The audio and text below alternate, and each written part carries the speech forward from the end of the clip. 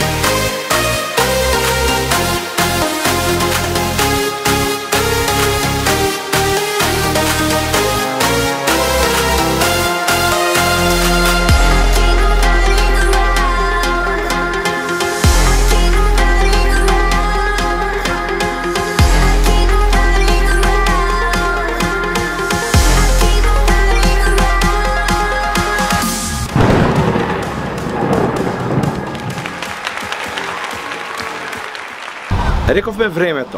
Ова е период од годината каде што најчесто се очекува да има невреме од оние 20 до 25 денови годишно каде што паѓа дожд на островот. Сега доаѓаат најголемиот број на денови кои што би требало да го исполнат тој просек. Но еве за викендот беше најавено второто големо невреме во оваа сезона на зимата, а прво оваа година. Но денеска, петок, кога ја работиме оваа епизода, гледате зад мене сонце. Значи, сега за сега, малку како да е промашена временската прогноза, но тоа не значи ништо, затоа што знаете дека за 15 минути може да се промени временската прогноза на Медитеранот, па така и ќе ви предложам, ако нешто планирате за викендот и за понеделник, секој пат да си имате чадор, имајте си чизми, бидејќи знаете, еден дожд, малце поголем и целиот остров е затка од вода. Но не еднаш, два пати се случило да не одмине, бидејќи големината на островот е толку мала централно-медитерански, што облаците може само со еден ветер да дувнат и да фати некој ќош и да не промаши.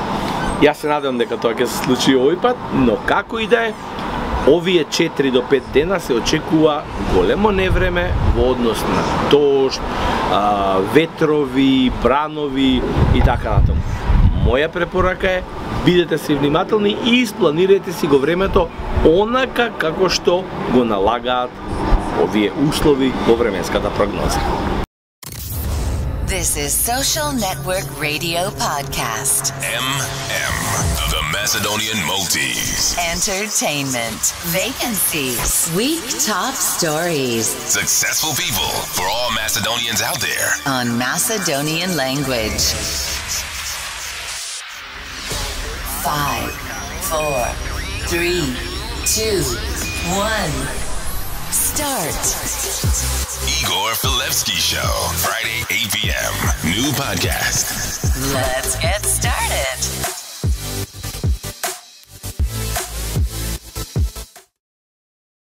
Кога сме кај статистиките, на почетокот на оваа година излега многу статистики, а ви ги најавив дел од минатата епизода дека ќе ви ги сообштам. Излезе статистиката, мене најинтересна ми беше и баш ги разгледав кои градови се на листата.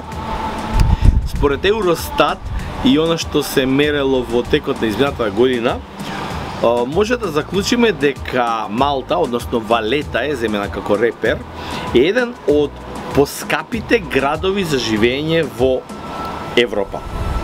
Може би нема да ви се верува, ако не сте ја разгледувале статистиката, веќе ви ја пренесам денеска.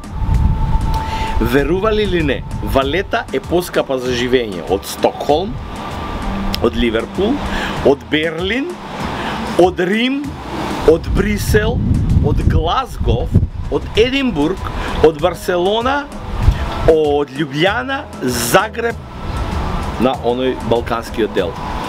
Значи, збориме за градовите во Европска Унија. Во текот на изминатата година имавте можност да го видите низ оние епизоди што ги правевме од Италија и од Барселона, претходно и од Виена, дека навистина е така.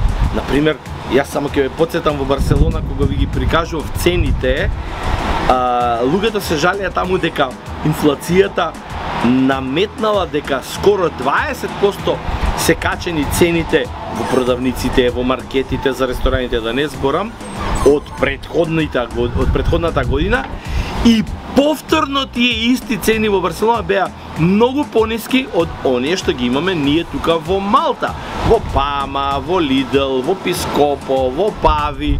Значи, може да замислите сега со оваа официјална статистика дека навистина само се потврдува Малта не е така ефтина за живење според стандардот. Едната добра страна на сето ова е што сепак за прв пат во историјата на островот, во однос на финансиските конструкции, Малта како стандард ги надмина Франција, Шпанија и Италија. Тоа е добрата страна, но пак ќе кажам, тоа е све менливо, жива материја и предпоставам дека 2023 ќе има исто така промени, па ќе видиме како ќе биде бројката јануари 2024. On Macedonian language. Она друга статистика што беше за сообраќајките во 2022 е многу поразителна во однос на Малта. Важи во Европска Унија како една од земјите каде што на по глава на жител и по возила пер капита има најголем број сообраќајки. Тоа е страшно, посебно на последната која што имавме пред неколку дена, каде што 30 годишната турчинка која што дошла да работи како дизајнер во Малта беше буквално прегазена како пешак кој што оди на безбедната зона од сообраќајот, а тоа е тротоарот, и тоа е една од најпоразителните работи што може да се случи, брутално, ќе кажам, убиена од човек кој што се дефинираше дека бил под голема доза на кокаин, лудееше после сообраќајката, ги гледавте видеата, воопшто не сакам да ги покажувам како полицајците мора со електрошокови да го неспособат за да може да го уапсат. Сега тука колку системот фрлува да можат веднаш после тоа наместо да биде уапсен да го ослободат со она кауција што судот ја дозволува, за вчера веќе да биде осуден за убиство, односно да биде покренато обвинение. Не знам колку тоа сето тоа ќе има решение и колку ќе покаже дека овој систем овдека е исто така коруптивен како во многу земји од третиот свет, а стана збор за Европска Унија. Но она бројка која што беше страшно поразителна, која што излезе веднаш после оваа сообраќајка, е дека во последните 10 години на улиците низ Малта загинале 60 пешаци. 60 пешаци за 10 години. Тоа му доаѓа процентуално 6 пешаци годишно. Говориме за пешаци, не сообраќајки кај што се чукнале две коли па некој загинал, кај што се чукнале мотор, кола, камион па некој загинал во разговор. Не, пешаци кои што си оделе по тротоар на безбедно во сообраќајот и некој некаде излетал, ги удрил и ги убил на лице место. 60. Само ќе ви кажам една бројка што ја слушнав пред некое време, од кога излезе оваа статистика. Замислете, Норвешка, каде што на таа цела голема популација има еден загинат пешак во 10 години. Еден. Овдека има 60 за 10 години. Знаете колку е таа бројка страшна и стравична. Очигледно дека овој притисок што го прави јавноста деновиве кон малтешката администрација, министри и така натаму, би требало да вроди со плод и да се променат многу закони. Па дури и законите, например, ако имате брзо возење и ако ве казнат, казната е 30 евра, што е нешто недозволиво за ваквиот стандард. Уште го нема она скалесто или процентуално наплатување на казните за брзо возење, непримерно возење, сообраќајки и така, кој што е во најголем дел од светот, да кажеме 10% од плата, 5% од плата за различен прекршок. Тоа е она што и недостасува на Малта, иначе до тогаш ќе имаме вакви лоши и немили сцени, за жал. Friday 8 p.m. New podcast.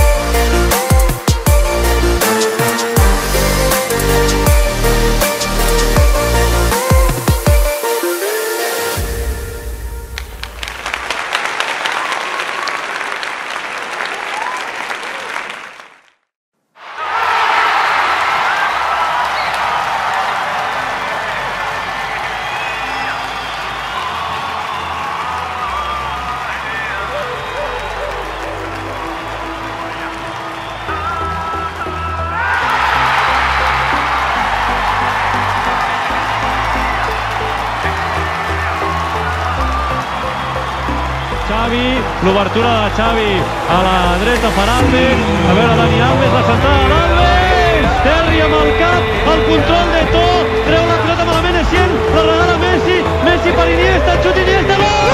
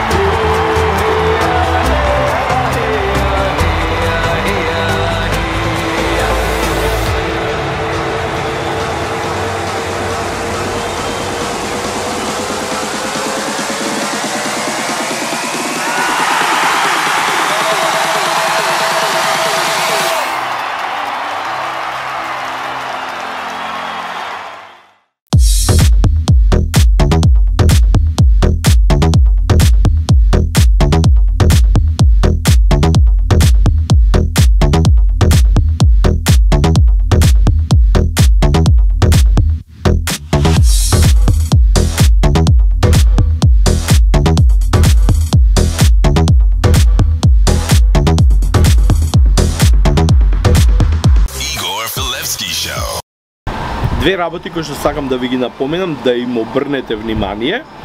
Тоа е, едната е доаѓањето на луѓето од италијанската амбасада на островот.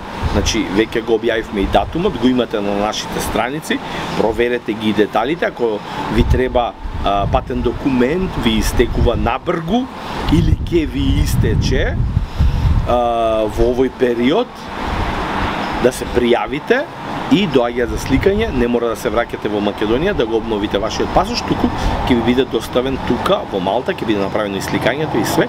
Дури за оние што им треба патен лист, исто така ќе може да го извадат. Патен лист се мисли на новороденче кој што ќе треба да оди во Македонија или така натаму, мора да го отпатува, да ја отпатува таа дестинација од островот до Македонија. Значи ги имате информацијата на нашата страница и информирате се за уште една работа. Јас се информирав што току и е убава.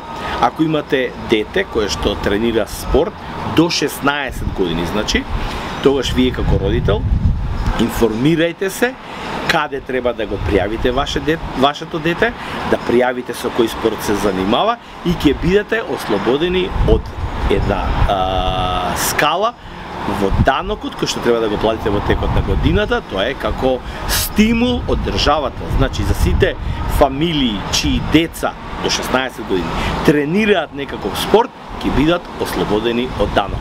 Тоа е прекрасна вест и убава за развојот на спортот во островот. Friday 8 p.m. New podcast. Пред самиот крај само да ве потсетам. Во имате новиот распоред за собирање на ѓубрето во Малта, така? Малку од малку се среди веќе почна наутро да го собираат. Значи, информирайте се зашто набргу ќе бидат и казните за оние што не го почитуваат новиот распоред. Како ќе ги прават? Претпоставам дека како што беше на влезот на ова активност која што ја воведаа пред неколку години за прв пат, кога имаше група која што од администрацијата нормално, која што проверуваше, бараше сметка или некаков доказ од кој стане тоа ѓубре и му следуваше казна од 150 евра. Наскоро објавија дека ако не се почитува нов распоред за рециклирање на ѓубрето, ќе бидат казнувани згради, влезови, апартмани, куќи и така натаму. Значи, останува уште аут и ин, што беше аут и ин, може да представувате што ќе биде аут, а што ќе биде ин, погледнете во наредните минути. И бидете ми во добро здравје, ќе има уште интересни приказни, а она што можев сега да го најавам во денешна епизода за следниот период, дека ќе имаме уште 2 приказни на страна од надвор, да ја проверам оваа статистика што ви ја кажав на почетокот. Дали на вистина е поскап животот не само во рамките на Европска унија, туку и на земји кои што се во Европа, а се надвор од Европска унија. Да направиме и таква споредба. Тоа ќе следува во следните епизоди. Нека биде изненадување. Од каде? Бидете во добро здравје, уживајте го сончевото време, иако беше најавено невреме, може би ќе се случи наредни денови. Се гледаме следниот петак.